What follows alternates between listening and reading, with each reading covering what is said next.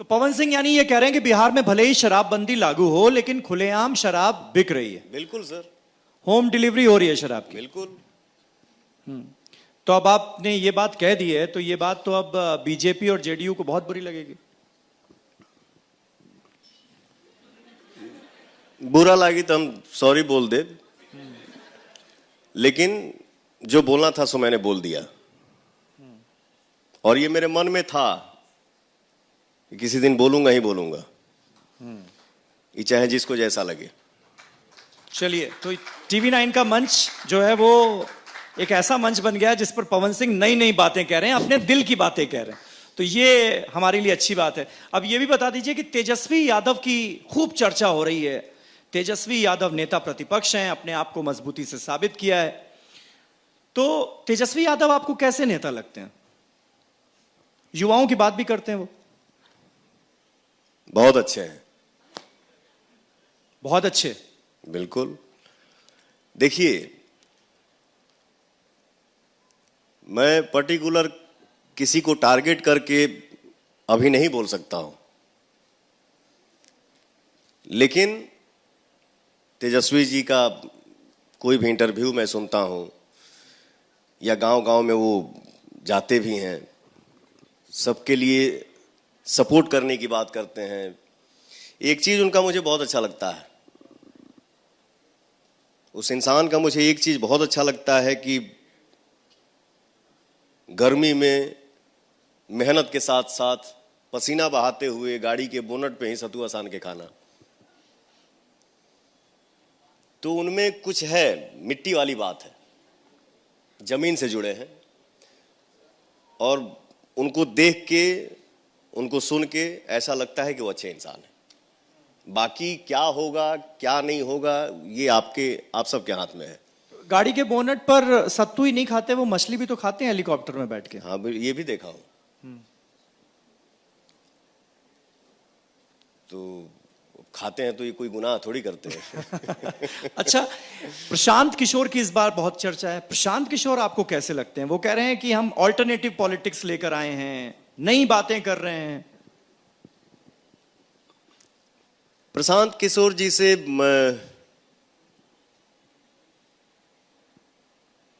मैं मिला नहीं हूं अभी तक।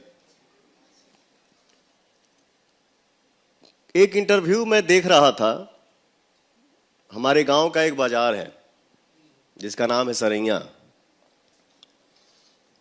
तो सरैया में गए थे तो ऑडियंस ने पूछा, आप पावर स्टार के क्षेत्र में आए हैं, क्या कहेंगे? तो उनके मुंह से जो वर्ड निकला ना, वो मुझे अच्छा नहीं लगा। क्या कहा उन्होंने? उनके मुंह से ये निकला कि राजनीति किसी का बपौती नहीं है। सर, ये तो खैर अभी बोलूंगा नहीं, बट मुझे अच्छा नहीं लगा। अब मान लीजिए कि आपके गांव में हम जाएंगे, आपका नाम पूछेंगे तो लोग यही कहेगा ना कि आप फलाना के गांव में आए हैं, ये फलाना का घर है। अब वहां जाके आप उल्टा जवाब देंगे कि राजनीति किसी का बपौती नहीं है, तो ये सुन के अच्छा नहीं लगा। प्रशांत किशोर तो इसी मंच पर बोल के गए तेजस्वी यादव को नवीं फेल, और ये भी कहा उन्होंने कि मैं ये कहता हूं तो क्या गलत कहता हूं। मैं चैलेंज देता हूं आज इस मंच से कि वो मैट्रिक पास करके दिखा दें। नहीं कर पाएंगे। नवीं फेल क्या विकास करेगा?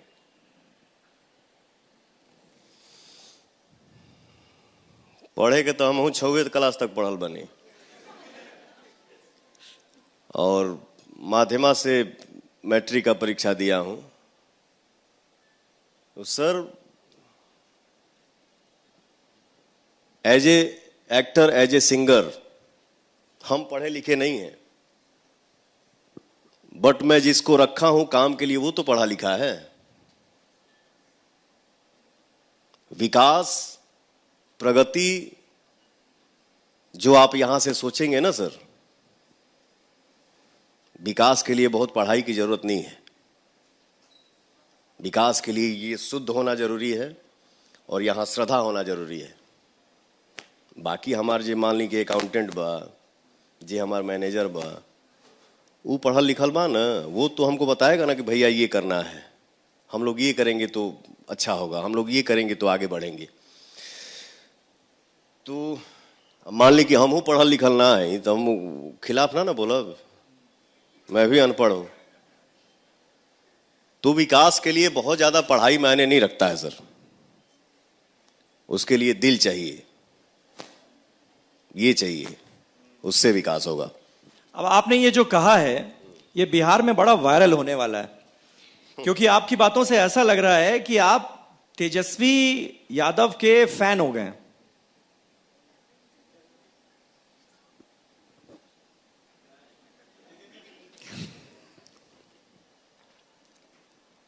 देखिए, जैसे आपने कहा ना कि एक समय में उनका उनका चलता था, आज के समय में आपका उनका चल रहा है। तो हम लोग माइक पे कुछ भी बोल दें, बट सामना सामनी होगा तो सर या तो किसी का आदमी पैर छुएगा, नहीं तो हाथ मिला के गले लगेगा। तो तेजस्वी जी हमारे बड़े भाई जैसे हैं, मैं उनको बड़ा भाई मानता हूं, और इससे ज्यादा क्या कह सकता हूं सर। चलिए ठीक है, अब इस पर कोई विवाद होगा तो वो आगे देखी जाएगी, लेकिन हाँ, एक और विवाद है जिसका जिक्र कर लेते हैं। और वो विवाद शुरू हुआ मुंबई में कि महाराष्ट्र में रहना है तो मराठी बोलना है। आप तो अब बॉलीवुड में भी काम करने लगे हैं, मुंबई आते जाते रहते हैं, मराठी आती है आपको? बोलेंगे मराठी? हमारा मराठी ना आवेला। मेरा बंगाल में जन्म हुआ, तो कोनो जरूरी बा कि हम बंगला बोली? हमको नहीं आता है, नहीं बोलता हूं, मुझे लगता है मैं नहीं सीख पाऊंगा। हिंदुस्तान है ना सर, हिंदी बोलने का हर जगह मेरा अधिकार है। अब ये कौन सा ये हुआ कि हम महाराष्ट्र में रहते हैं, काम करते हैं, तो हमको मराठी आना ही आना है, आना ही चाहिए। ये सर इस टाइप की जो बातें जहां से निकल रही हैं उसको और कुछ नहीं बोल सकते सर, इसको सिर्फ और सिर्फ अहम बोलेंगे। ये अहम है, ये अहम है, ये घमंड है। बिल्कुल। लेकिन अब आप तो काम करने के लिए तो आप मुंबई जाएंगे, बिल्कुल तो जाऊंगा। राज ठाकरे की पार्टी के कार्यकर्ताओं से डर नहीं लगेगा क्या? क्या करेगी, वो जान मार दी। जान मारने से ज्यादा तो कुछ हो नहीं सकता है। और ऐसे मैटर में आदमी जाएगा तो शहीद हो जाएगा महाराज, वो नाम कभी मर ही नहीं सकता है, मार दो जान। बट मराठी नहीं आती, नहीं बोलता हूं, और मैं वहां काम भी करता हूं और करूंगा आगे। तो अब आप तो ये कह दे रहे हैं, लेकिन बहुत सारे ऐसे लोग हैं जो कि पिटाई का शिकार हो जा रहे हैं, उनके साथ मार पिटाई हो जा रही है, और फिर बड़े बड़े नेता आकर उसको जस्टिफाई भी कर देते हैं। तो वहां रहने वाले बिहारियों को पवन सिंह क्या संदेश देंगे या क्या भरोसा देंगे? मैं यही बोलूंगा, जो हमारे यूपी से, बिहार से, झारखंड से, हिंदुस्तान के किसी भी कोना से अगर अगला जाके कहीं नौकरी करता है, बिजनेस करता है, या कोई ऑटो चलाता है, कोई सब्जी बेचता है, अच्छा ये बताइए, महाराष्ट्र के लोग बिहार में नहीं काम कर रहे होंगे? नहीं यूपी में काम करते होंगे? नहीं झारखंड में काम करते होंगे? तो एक ये है ना सर कि हम किसके जरिए हम कहां चले गए, वहां सेट हो गए, अपना घर चला रहे हैं, और उसके ऊपर कोई अन्याय करे कि तुमको मराठी आता है कि नहीं, तो ये मेरे नजर में बिल्कुल गलत है सर। ऐसा नहीं होना चाहिए। और मैं अपने भाइयों से यही बोलूंगा, संघर्ष ही जीवन है, हार नहीं मानने का। जो जहां है वहीं रहो, अपना काम करो, मस्त रहो जीवन में। झंझट कहाँ ना होला, जब होगा सो देखा जाएगा। देख लेंगे सर, देख लेंगे।